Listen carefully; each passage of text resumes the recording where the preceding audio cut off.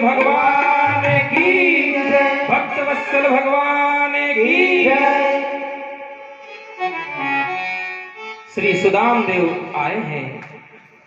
द्वारपाल ने जाकर के भगवान को संदेश दिया, प्यारे प्रभु एक दुबला पतला ब्राह्मण दरवाजे पर खड़ा है, पोरबंदर से आया है, आपको अपना मित्र बता रहा है और अपना नाम सुदामा बता रहा है। बस इतना सुनते ही द्वारकाधीश सब कुछ भूल गए, दोनों हाथों को ऊपर उठाकर दौड़े भगवान। कहीं मुकुट कहीं पीतांबर गिरा। रुक्मणी को भी आश्चर्य हुआ, बहुत से लोग इनसे मिलने के लिए आते हैं लेकिन अभी तक हमारे स्वामी ऐसे नहीं दौड़े, ऐसा कौन मित्र आ गया इनका। रुक्मणी ने भी देखा, द्वारिकाधीश ने अपने प्यारे मित्र सुदामा को अपने हृदय से लगा लिया और अपने प्रेम के आंसुओं से सुदामा के सिर को भिगो दिया। महाराज श्री कृष्ण ने अपने प्यारे मित्र सुदामा का हाथ पकड़ करके लाए महलों में अपने सिंहासन पर बिठाया और भगवान श्री कृष्ण ने रुक्मणी आदि रानियों से कहा, जल लेकर के आओ, मैं प्यारे मित्र के चरणों को धोऊंगा। रानियां जल लेकर के आई, उसके पहले भगवान श्री कृष्ण ने अपने प्रेम के आंसुओं से सुदामा के चरणों को धो दिया। रुक्मणी ने पूछा, स्वामी ये जल कहां से आया?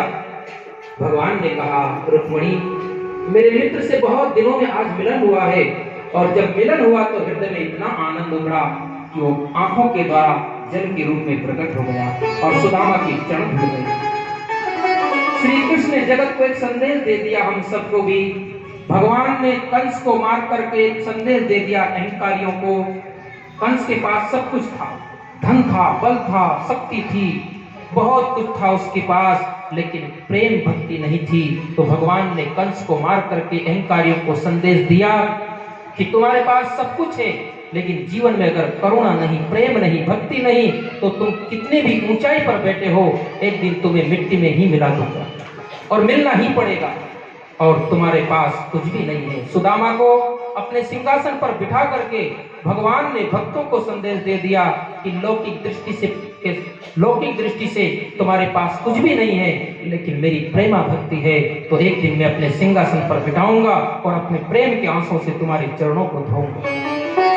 ये सुदामा को महाराज भक्ति दिखाकर भगवान ने भक्तों को संदेश दे दिया, कुछ भी नहीं हमारे पास लेकिन सच मानिए प्रेमा भक्ति है तो सब कुछ है।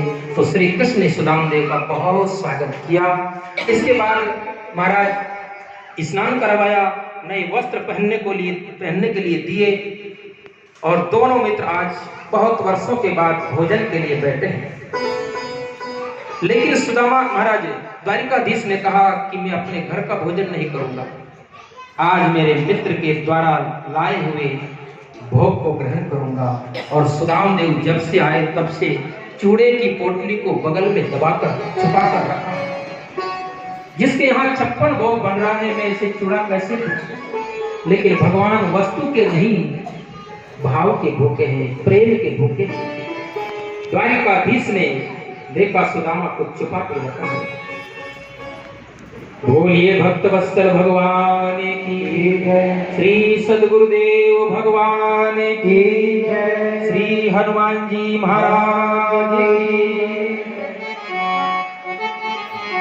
भक्तों के घर भी सावरे आते रहा करो, भक्तों के घर भी सावरे आते रहा करो, भक्तों के घर भी सावरे आते रहा करो, भक्तों के घर भी सावरे आते रहा करो, भक्तों के घर भी सावरे आते रहा करो। दर्शन को नैना बावली दर्शन दिया करो,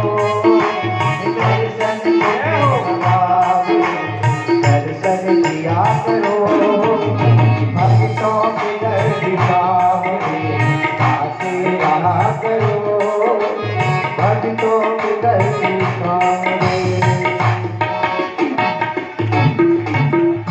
बोलिए भक्त वत्सल भगवान की, श्री सद्गुरुदेव भगवान की।